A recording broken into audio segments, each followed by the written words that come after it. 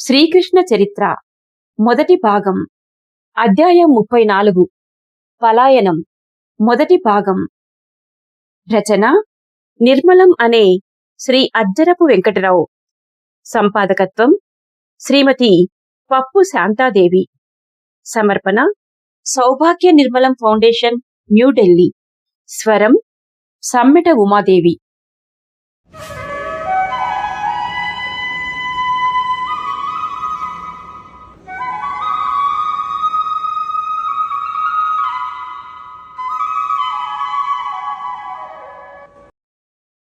సాందీపాశ్రమమును విడిచిపెట్టి బలరాముడు ముందుగా మధుర చేరుకున్నాడు. కృష్ణుని ధర్మదీక్ష, పునర్దత్తుని వెదకి తెచ్చుట, కృష్ణ ఉద్ధవులు సముద్రము మీద పోవుట మున్నగు విషయములన్నీ మధురానగర పౌరులు విని కృష్ణుని ఆగమనము కొరకు ఆతృతతో నిరీక్షిస్తున్నారు. కృష్ణ ఉద్ధవులు పునర్దత్తుని తీసుకుని వచ్చి సాందీప గురువర్యునికి సమర్పించి మధురకు రానయ్యున్నారనే వార్త మధురానగర ప్రభువు ఉగ్రసేనునకు అవంతి ప్రభువు పంపిన దూతల ద్వారా చేరినది. బ్రహ్మానంద భరితుడయ్యాడు. నిస్సహాయులుగా ఆ బాలురిద్దరూ సముద్రం మీద ఓడలోనికి పోయి పంచజనుడనే రాక్షసుని పరిమార్చి వైవస్వతపురమునకు పోయి యమరాజును జయించి మృతుడని విస్మరింపబడిన బాలుని మరల తీసుకుని వచ్చి గురుదక్షిణగా ఇచ్చారనే వార్త అవంతిపుర ప్రభువుకి తెలిసింది. ఆయన కృష్ణ ఉద్ధవులను ఘనంగా సత్కరించి వారు విజేతలై వస్తున్నారనే వార్త ఉగ్రసేన మహారాజుకి దూతల ద్వారా పంపారు. వారి ప్రయాణమునకు రాజశకటములను ఏర్పాటు చేసి రాజలాంఛనములతో సాగనంపారు. ప్రయాణపు ఏర్పాట్లు ఘనంగా చేశారు. కృష్ణుని వైవస్వతపురి విజయాలు, అవంతి గౌరవాలు మధురానగర వాసులందరికీ తెలిశాయి. కృష్ణుని సాహసములు, సాధించిన మహత్కార్యములు, పొందిన గౌరవాలు మధురానగర ప్రజలలో నూతన ఉత్సాహం, చైతన్యం కలిగించాయి. కృష్ణ ఉద్ధవులకు ఘనస్వాగతమివ్వటానికి నగరమంతా దివ్యంగా అలంకరించారు. ప్రత్యేక ద్వారములు నిర్మించారు. జెండాలు, తోరణములు కట్టారు. నగర వీధులన్నిటా సుగంధ జలములు చిలికి రంగురంగుల రంగవల్లులు పెట్టారు. ఆ మహావీరులు వచ్చే రోజున మహారాజుతో సహా ముఖ్యులు, పురప్రజలు అందరూ పురద్వారము వద్దకెదురేగి ఘన స్వాగతమిచ్చారు. అతడు పురవీధులలో నడుస్తుంటే పురకాంతలు మేడల మీద నుండి పూలు కురిపించారు. లాజులు అక్షతలు చల్లారు. ఆనందోత్సవాలు జరుపుకున్నారు. కృష్ణవాసుదేవునికి జై అంటూ జయ జయ ధ్వానాలు చేశారు. అతడే తమకు నాయకత్వం వహించాలని ముక్తకంఠంతో ఏకనాదంతో పలికారు ప్రజలు. కృష్ణవాసుదేవుని అభినందించడానికి ముఖ్యులందరూ సమావేశమయ్యారు. కృష్ణవాసుదేవ, పసివాడవైన నీవు ఉద్ధవుని సహాయంతో చేసిన ఈ ఘనకార్యం యాదవులందరికీ గర్వకారణం. చిరంజీవి అనుక్షణం నిన్ను గురించి ఏమి వార్త వినవలసి వస్తుందో అని భయంతో ఈ రోజులన్నీ గడిపాము నాయనా. నీవు విజయుడవై ఖండాంతర యశస్కుడవై ఇంటికి రావడం, నీకు స్వాగతం చెప్పి అభినందించే యోగ్యత మాకు కలగటం మా అదృష్టం. అక్కడ జరిగిన విషయములు మీరు చెప్పగా వినాలని సభ్యులంతా కోరుతున్నారు అన్నాడు మహారాజు. కృష్ణుని కోరికపై ఉద్ధవుడు లేచి జరిగిన విషయమంతా వివరంగా చెప్పాడు. ఆ తర్వాత కృష్ణుడు చెప్పాడు, మహారాజా, మానవులై జన్మించిన మనకందరకు ప్రత్యేకమైన ధర్మములున్నాయి. ఎవరి ధర్మము వారికి అనుక్షణం గోచరమవుతుంటుంది. అందులో ఏమీ సందేహం లేదు. కాని ఆ ధర్మ నిర్వహణం మాత్రం చాలా కష్టంగా అనిపిస్తుంది. అసంభవంగా కూడా కనిపిస్తుంది.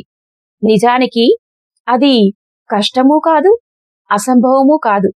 తమ ధర్మమునందు విశ్వాసము లేని మానవులు భీరువులై కష్టనష్టములకు భయపడి ధర్మమును విస్మరిస్తారు.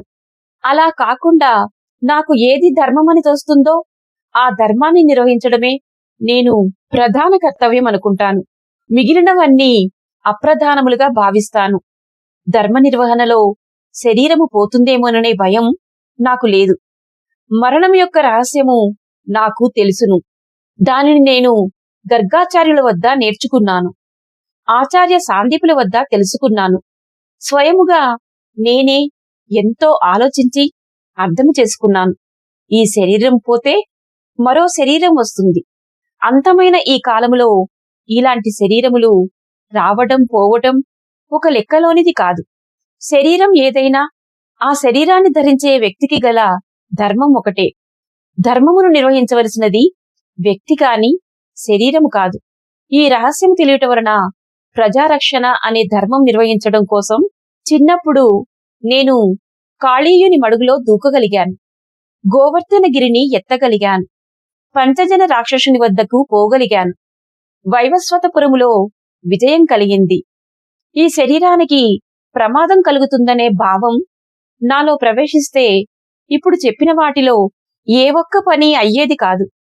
మహారాజా, ఎక్కడ నిస్వార్థంగా ధర్మ నిర్వహణ జరుగుతుందో అక్కడ జయం తప్పదని గర్గాచార్యులు చెప్పారు. ఆచార్య సాందీపులు చెప్పారు. ఆ మహాగురువుల వాక్యాలలో విశ్వాసం ఉంటే మనం సాధించలేనిది ఏముంటుంది? మహారాజా, మేము సాధించిన విజయాలకు కారణం గురువాక్యముల యందు మాకు గల విశ్వాసమే. యాదవులందరూ తమయందు తాము అలాంటి విశ్వాసాన్ని పెంపొందించుకుంటే ఆర్యవర్తంలో అజేయులై వెలుగొందుతారు. యాదవ ధర్మ పతాక వినువీధులలో గర్వంగా ఎగురుతుంది. పూజ్యులైన మా తల్లిదండ్రులను, గురువులను, పెద్దలైన తమరు ఆశీర్వదించి యాదవ జాతిని ధర్మపదములో పురోగమించేలా చెయ్యండి అన్నాడు. అతని మాటలలోని గాంభీర్యానికి అందరూ విస్తుపోయారు. గర్గాచార్యులు కూడా ఆ సభలోనే ఉన్నారు. చిలుక పలుకుల వలె తాము పలికిన ఆ మాటలయందు తమకు కూడా అలాంటి విశ్వాసమును కలిగించమని వాసుదేవుని లోలోన ప్రార్థించారు. ముఖ్యులందరూ కృష్ణుని అభినందించి ఎవరి ఇండ్లకు వారు పోయారు.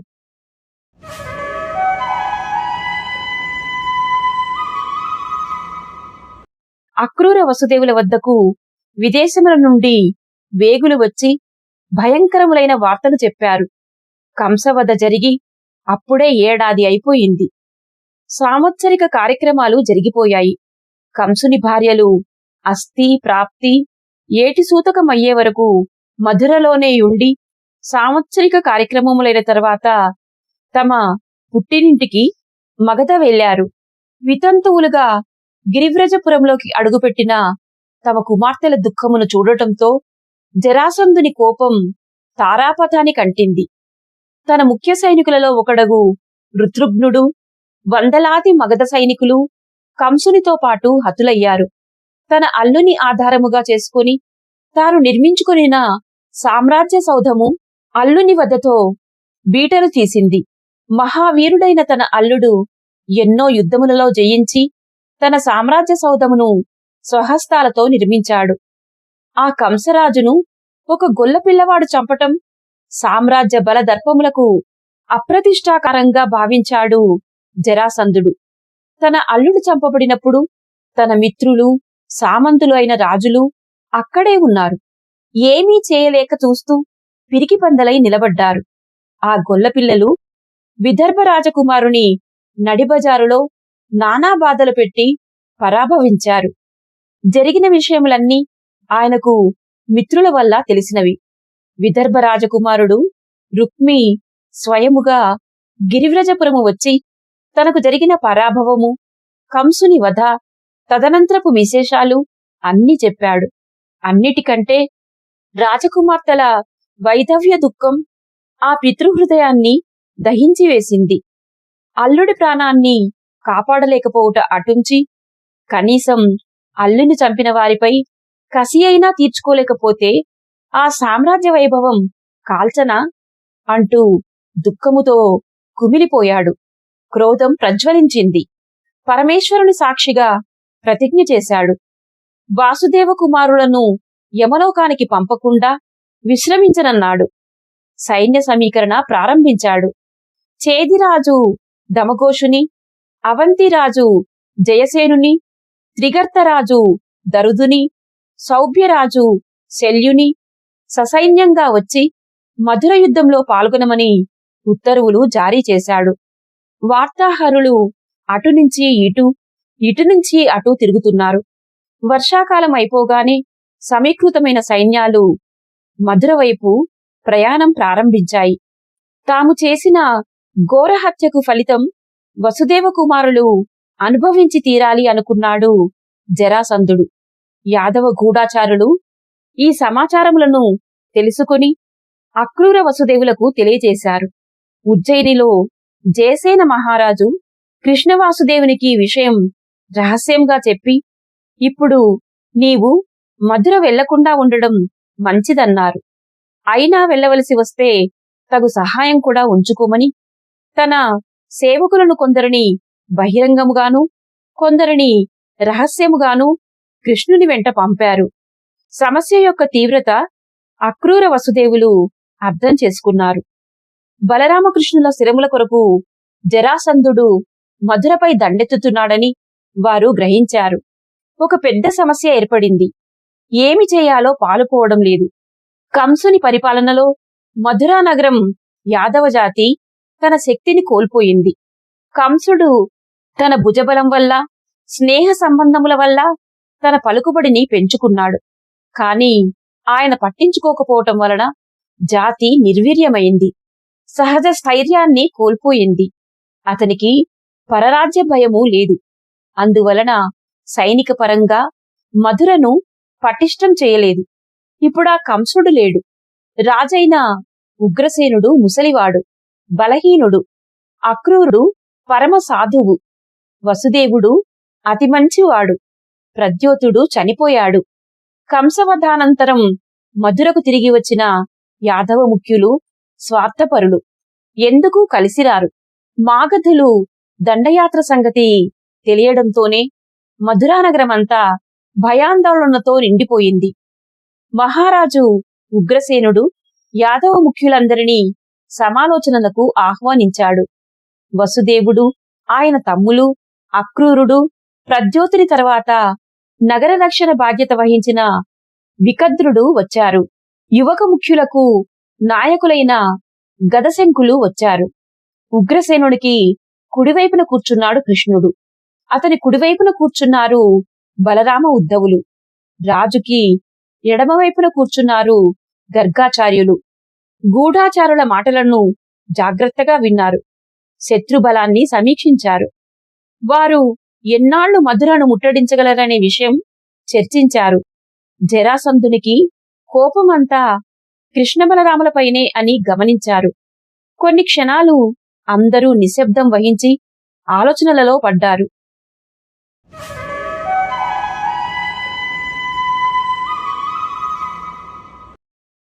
శత్రువులు మన నగరాన్ని ముట్టడిస్తే మనం ఎన్ని రోజుల వరకు తట్టుకోగలం అని అడిగాడు మహారాజు. మహాప్రభు, యథార్థ విషయం మనవి చేస్తున్నందుకు నన్ను క్షమించండి అన్నాడు నగర రక్షకుడు వికద్రు. ఇటువంటి ప్రమాదభరిత సమయాలలో మనలో లేని శక్తులు మనకు ఉన్నాయి అనుకుంటే అది సర్వనాశనకరంగా పరిణమిస్తుంది. స్వర్గస్థుడైన కంసరాజు తనకు గల మిత్రబలం మీద అధికమైన విశ్వాసముంచి మధురను ఎన్నడూ బలపరచలేదు. మన కోట ఎన్నో ఏళ్ల నుండి మరమ్మత్తులెరగదు. మన అగర్తలు చాలా భాగం కూడిపోయాయి. మనకు ఆయుధ సామాగ్రి చాలినంత లేదు. ఆహార ధాన్యపు నిల్వలు లేవు.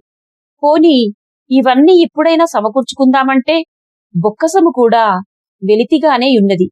ఈ పరిస్థితిలో మనం ముట్టడికి ఎన్నాళ్లు తట్టుకోగలమంటే నేను ఏమి చెప్పను ప్రభూ అన్నాడు. భగవాన్ అని ఆవులించాడు ఉగ్రసేనుడు. మహాప్రభు, కంసప్రభువు కాలంలో మధుర విడిచి వెళ్లిపోయిన యాదవ ముఖ్యులు చాలా మంది తిరిగి వచ్చారు. వారి పద్ధతులు వెనుకటి వలనే అందరికంటే భిన్నంగానే ఉన్నాయి. సాముదాయికమైన చర్యలకు అందరూ కలిసి రాకపోవచ్చును. ఎవరు ఎలా పోయినా ముందు తమకు కావలసినవి సమకూరాలంటారు. మనము జరాసంధుని ఎదిరించి యుద్ధము చేస్తే అందువలన కలిగే ఇబ్బందులను తట్టుకోవడానికి కూడా వారు ఇష్టపడకపోవచ్చును. సామాన్య మానవులు వీరోచిత భావాలను పొందలేరు. వాళ్లకు రక్షణ కావాలి. అది వాళ్ళ జన్మ హక్కు అనుకుంటారు. రక్షక వర్గం పడుతున్న పాట్లు వాళ్ళు గమనించరు అన్నాడు వికద్రు.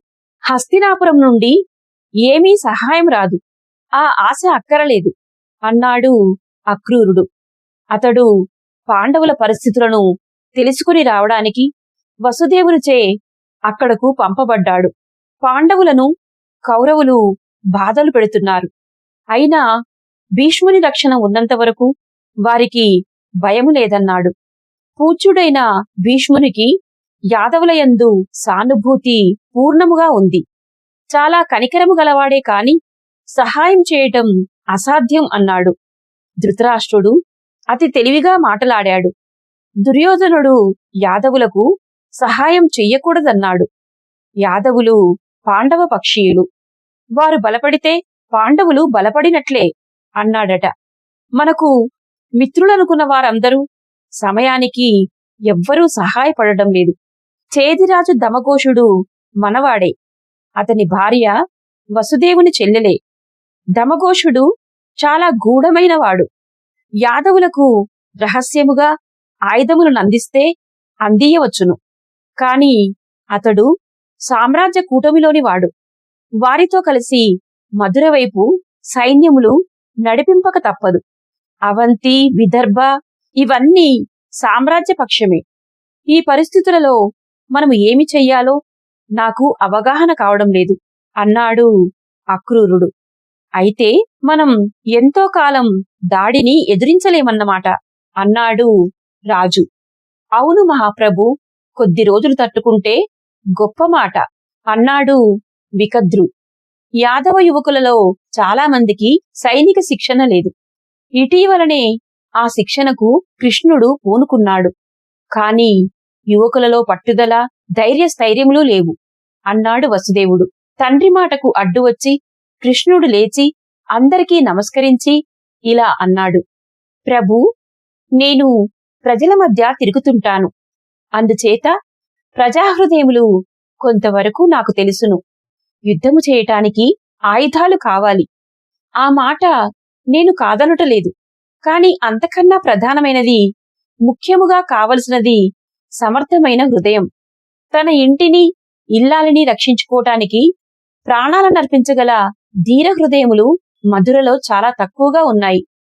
కంసమామ కాలంలో అతని ఎందుగల భయద్వేషములతోనైనా యాదవులందరూ ఏకీభావం కలిగి ఉన్నారు. కాని అతని తరువాత అది కూడా పోయింది. శత్రుపీడన నుండి రక్షించుకోవలసిన బాధ్యత ఎవరికీ పట్టడం లేదు. సుఖజీవితము మానవులలో మత్తును కలిగిస్తుంది. చివరికి నిర్వీర్యులుగా తయారు చేస్తుంది. నిజం నిజం అన్నారు అందరూ. అలాంటి స్థైర్యం వారిలో క్రమేపీ కలుగుతుంది. దానికి ఇంకా కొంతకాలం పడుతుంది. నగర రక్షక ముఖ్యుని మాటను నేను పూర్తిగా అర్థం చేసుకున్నాను. జరాసంధుని యాదవులు ఎదిరించలేరు, ఎదిరించి నిలబడలేరు అన్నాడు కృష్ణుడు. వాసుదేవా, నీవు చెప్పినదంతా నిజమే. పరరాజులు ఈ పరిస్థితులలో మనతో కలిసి రాకపోవటం మన దురదృష్టం. నీవు చిన్నవాడవైనా బుద్ధిమంతుడవు, ఘటనాఘటన సమర్థుడవు, యాదవుల రక్షకుడవు, మన బలమునకు నాయకుడవు. నీకు ఏది మంచిదని తోస్తే అది చెయ్యి. జాతి గర్వం నిలపాలి, సర్వనాశనం కాకుండా చూడాలి అన్నాడు మహారాజు. కృష్ణ, నీ యందు మాకు సంపూర్ణ విశ్వాసముంది. నీవు చాలా దూరదృష్టి గల బుద్ధిమంతుడవు. సాధ్యమైన విధానము నీవే సూచించు నాయనా అన్నాడు అక్రూరుడు. మహారాజా, మనము అనుసరించవలసిన విధానము నాకు సుస్పష్టంగా కనిపిస్తుంది. శత్రువుని ఎదిరించి యుద్ధము చేయటానికి ప్రస్తుతము మనము దుర్బలులము. జరాసంధుని బలములు చాలా గొప్పవి. మనము వినిన ప్రకారం అతని యుద్ధ లక్ష్యము మా సోదరుల ఇద్దరి శిరములే. మమ్ములను గురించి కాకపోతే అతడే మధురానగర దండయాత్ర సాగించడు. అందువలన మేమిద్దరము ఇక్కడ నుండి దూరముగా వెళ్లిపోవడమే మంచిది అని నేననుకుంటున్నాను. మేము ఇక్కడ నుండి పారిపోయామని తెలియడంతో ఆయన మధురను ముట్టడించడం మాని మమ్ములను వెంబడిస్తాడు. అప్పుడు మధురకు ఎలాంటి ఇబ్బంది కలగదు అన్నాడు కృష్ణుడు. మీరెక్కడికి పోతారు? మిమ్ముల్ని మీ పాట్లకు విడిచిపెట్టి మా ప్రాణాలు మేము కాపాడుకోవటం మాకు ధర్మం కాదు. మగధ సామ్రాజ్యం బహు విస్తారమైనది. సహ్యపర్వతం వరకు మాగధుల మిత్రకూటం వ్యాపించింది అన్నాడు అక్రూరుడు. మమ్ములను గురించి విచారించవద్దు. మాకేమీ ప్రమాదము కలగదు. జరాసంధుడు బలవంతుడైన మాట నిజమే, కాని ధర్మబాహ్యమైన బలం నిలబడదు, నశిస్తుంది. జరాసంధుని మృతి నా కన్నులకు స్పష్టంగా కనిపిస్తోంది, కాని ఆ సమయం ఇంకా రాలేదు అన్నాడు కృష్ణుడు. అతడు ఇక్కడకు కొద్ది రోజులలో వచ్చి పడుతున్నాడు అన్నాడు వికద్రు. మేము వెంటనే బయలుదేరి వెళ్ళిపోతాము. వికద్రు ముఖ్యుడు చాలా దేశ సంచారము చేశారు. మేము ఎక్కడికి వెళితే బాగుంటుందో సూచించండి అన్నాడు కృష్ణుడు. వాసుదేవా, నీవు ఘనుడవు, మహామేధావివి. నీ ఉపాయము అమోఘము. జరాసంధుని సామ్రాజ్యానికి ఆవరణయున్నాయి సహ్యపర్వతములు. వాటిని దాటితే వేణ్యా నది తీరాన కరవీరపురముంది. మన పూర్వీకుడైన మాధవుని వంశంలో పద్మవర్మ ఆ నగరాన్ని నిర్మించాడు. అతని సంతతివాడైన శ్రీగాలవుడు ఇప్పుడు ఆ నగరాన్ని పరిపాలిస్తున్నాడు. అతడు మీకు ఆశ్రయమిస్తాడు అన్నాడు వికద్రు. అతడు మనకు ఎటువంటి బంధువు అన్నాడు బలరాముడు. బలరామా, శ్రీగాలవుని గురించి నీవు తెలుసుకోవటం చాలా అవసరం. మీ యాదవులు దేశవ్యాప్తంగా ఎచటెచటనున్నారో మీరు తెలుసుకోవాలి అన్నారు గర్గాచార్యులు. అవును, పరరాజ్యాలలో గల యాదవులను గురించి మీరు తెలుసుకోవటం అవసరమే. ఇదివరకే మీకు చెప్పాలని అనుకున్నాను కృష్ణ. నీవు యాదవులందరికీ నాయకుడవు. అంతేకాదు, యాదవులే కాదు, ఆర్యవర్త జాతులందరి ఆశలు నీయందే కేంద్రీకరింపబడి ఉన్నాయి. నీవిప్పుడు తెలుసుకోబోయే విషయాలు నీకు ముందు ముందు ఉపయోగపడతాయి అని యాదవ వంశావళినంతా వివరించాడు. కృష్ణ, మిమ్ములను జరాసంధుడు తరమడానికే నిశ్చయించినచో, శ్రీగాలవుడు మోసగించినచో మీ గతి ఏమిటి అని అడిగాడు వసుదేవుడు. తండ్రి, మమ్ములను గురించి మీరు ఆతృత పడకండి. మేము ఎల్లవేళలను ధర్మాన్నే అనుసరిస్తాము. ధర్మ మార్గావలంబులను ధర్మమే రక్షిస్తుంది అన్నాడు కృష్ణుడు. కృష్ణ, మూర్తీభవించిన ధర్మము, నిత్యులు పూజ్యులు అయిన భార్గవరాములు అక్కడే ఉన్నారయ్యా. ఆయన యావత్ జగత్తును కశ్యపునకు దానమిచ్చి సముద్రములో చోటు చేసుకుని శూర్పరాకయందున్నప్పటికీ సహ్యపర్వత రాజ్యాలన్నింటికీ తరచూ పోతూనే ఉంటారు. నేను పోయి వారిని కలుసుకుని వారిని మీకు రక్షణ కలగజేయమని ప్రార్థిస్తాను అన్నాడు గర్గాచార్యుడు. పూజ్యులైన పరశురాముడు ఆయుధ విసర్జన చేశారు కదా, వారు మనకు ఎలాంటి రక్షణ కలిగించగలరు అన్నాడు బలరాముడు. సమస్త క్షత్రియ లోకాన్ని వధించిన ఆయన పరశువు కంటే ఆయన మేధ అధికమైనది కాదా బలరామా అన్నాడు గర్గాచార్యుడు. పూజ్యులారా, ఇలా మాటలలో కాల విలంబన చేయటం సమంజసము కాదు. సూర్యోదయానికి చాలా ముందుగానే మేము మధురను విడిచి వెళ్ళిపోతాము. మహారాజా, మేము వెళ్ళిపోయిన తర్వాత 2 రోజులు ఆగండి. అటు తర్వాత మగధాధిపతి వద్దకు దూతను పంపండి. మీకు కావలసినవి కృష్ణ బలరాముల శిరములే అయినచో అవి మీకు ఇక్కడ దొరకవు. వారు మధురలో లేరు. వారు పలాయనమైపోయారు. వారి కొరకు ఇతర ప్రాంతములలో ప్రయత్నించండి అని కబురు చేయండి. వారి హృదయానికి శాంతి కలుగుతుంది, గర్వం తృప్తి పడుతుంది. మమ్ములను తరుముతూ బయలుదేరతారు, మధురను విడిచిపెడతారు అన్నాడు కృష్ణుడు. సభ ముగిసింది.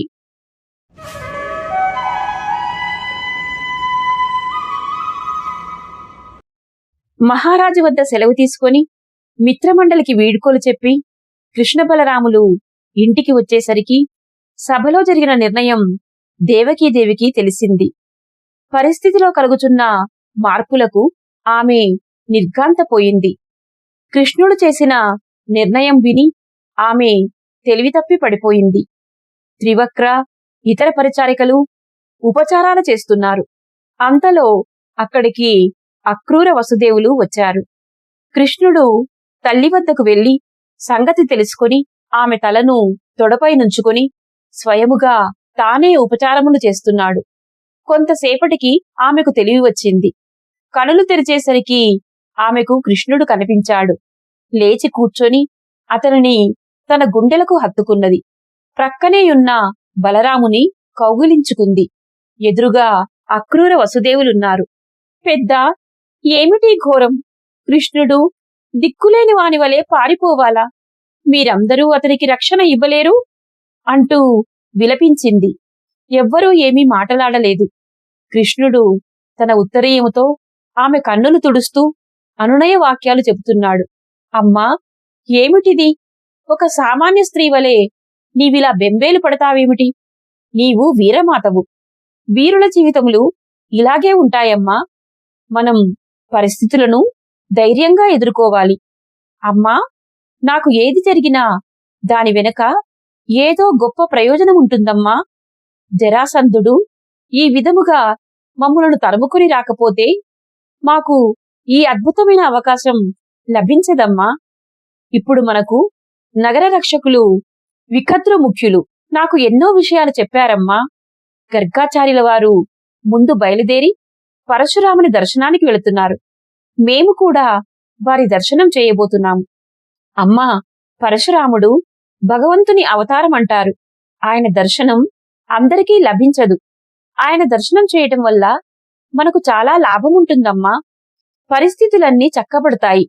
మహావిజయములు సాధ్యమవుతాయి. నీవు అనవసరంగా దిగులు పడకమ్మా. మీ అందరి దయ వల్ల, ఆశీర్వచనం వల్ల ఇంతవరకు నా ధర్మమును నేను నిర్వర్తించగలుగుతున్నాను.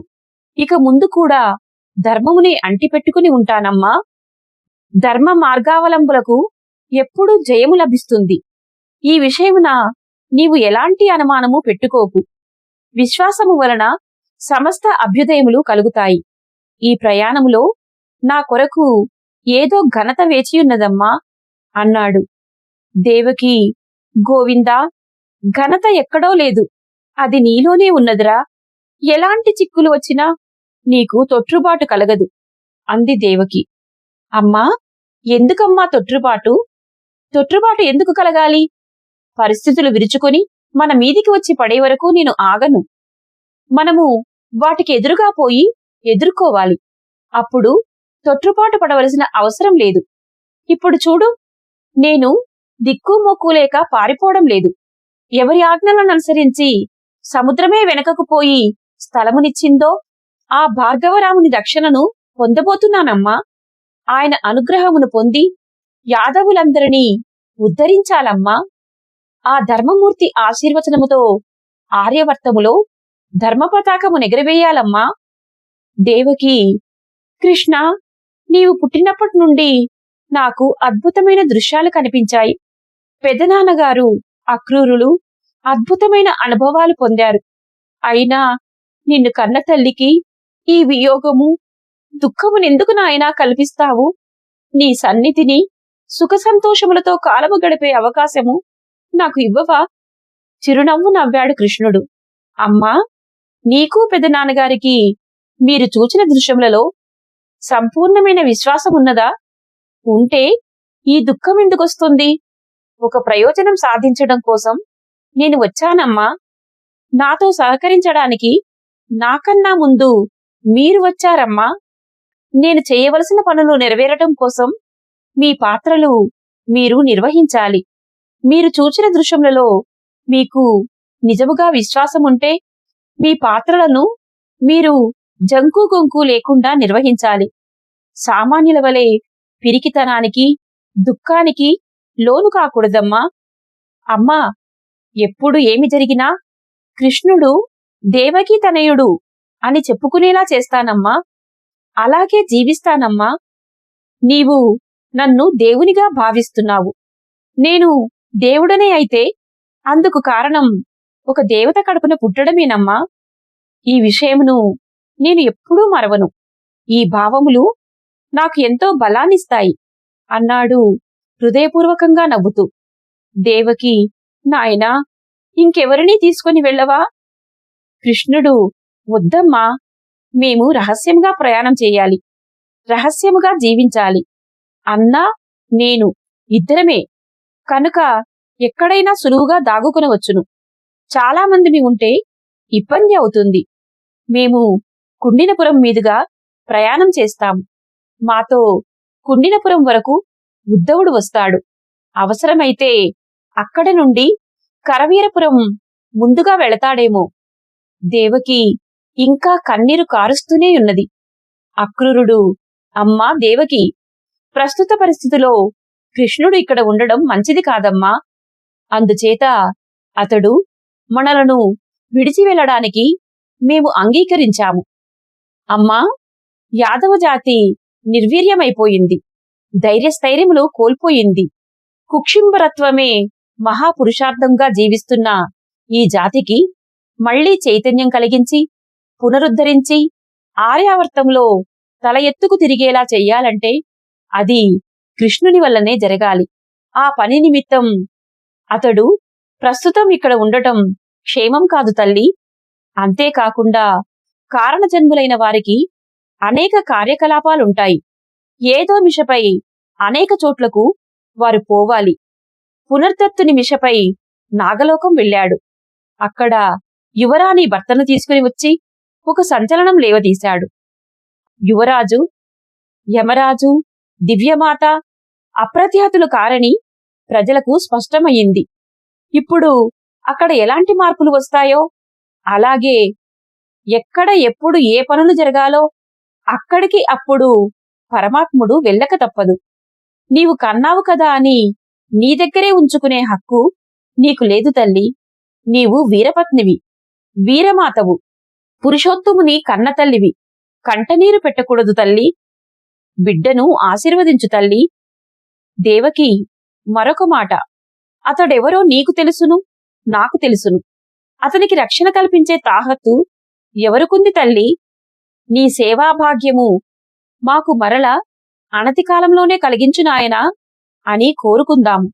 అతడు ఎక్కడకు వెళ్ళినా సుఖము కలగాలని ఆశీర్వదించు తల్లి. దేవకి, పెద్ద, మీరు చెప్పిన మాటలు నిజమే. నేను చదువులు నేర్వని మూర్ఖురాలని, తల్లిననే భావంతో నిజాన్ని మరచిపోతాను. మాయామోహితను. నాయనా గోవింద, మరల చప్పున తిరిగిరారా? నీ కొరకు ఇచ్చట ఇలా కండ్లు నిరంతరం తెరుచుకొని కూర్చుండే ఈ దీనురాలి సంగతి అనుక్షణం జ్ఞాపకముంచుకో అన్నది. కృష్ణుడు, వస్తానమ్మా, చప్పుననే తిరిగి వస్తాను. వెళ్ళేటప్పుడు నిన్ను లేపి నీ పాదధూళి గ్రహించి వెళతానమ్మా. అంతవరకు నీవు విశ్రాంతి తీసుకో. ఆమె గదిలో నుండి బయటికి వచ్చి తన గదిలోనికి వెళ్ళాడు. గుమ్మములో గుడ్లనీరు క్రక్కుతూ నిలబడింది త్రివక్ర. ఓహో త్రివక్ర, నీవా? నీ కొరకే చూస్తున్నాను. నేను ఇక్కడ లేని కాలములో నీవు నిర్వహించాల్సిన బాధ్యత ఉన్నది. పెద్దన్నా నేను కొద్దిసేపటిలో ఇక్కడ నుండి వెళ్ళిపోతున్నాము. ఉద్ధవుడు కూడా ఇక్కడ ఉండకపోవచ్చును. అమ్మను నాన్నను నీవు జాగ్రత్తగా కనిపెట్టి సేవ చెయ్యాలి. నాన్నగారు ఏవో రాజకార్యాలలో ఉంటారు. అమ్మకు ఏమీ తోచక నన్ను గురించే ఆలోచిస్తూ బెంగ పెట్టుకుంటుంది. నీవు ఒక్క క్షణం కూడా ఆమెను విడవకుండా ఆమెకు సేవలు చేస్తూ పూజలకు సహకరిస్తూ ఆమెకు వినోదం కలిగించాలి. మరచిపోకు. ప్రభూ, అప్పుడప్పుడు నన్ను జ్ఞాపకం ఉంచుకోండి అంది కన్నుల నీరు తుడుచుకుంటూ. త్రివక్ర, ఎక్కడ నాకు పూలవాసనలు తగిలినా నీవు స్ఫురణకు వస్తావు. నిన్ను ఎప్పుడూ మరవను. నీవు నన్ను ఎప్పుడూ తలుచుకుంటావు కదా అని ఆమెను నవ్వించి తండ్రి గదిలోనికి వెళ్ళాడు. అక్రూర వసుదేవులతో తమ ప్రయాణ పద్ధతి, మార్గము చర్చించాడు. రాజకార్యములు చర్చించారు. ఉద్ధవునికి ఏదో రహస్యం చెప్పాడు. కృష్ణ బలరాములు అందరి వద్ద సెలవు తీసుకొని చీకటిలో కాలినడకన బయలుదేరి మధురను విడిచి మహారణ్యంలోకి ప్రవేశించారు.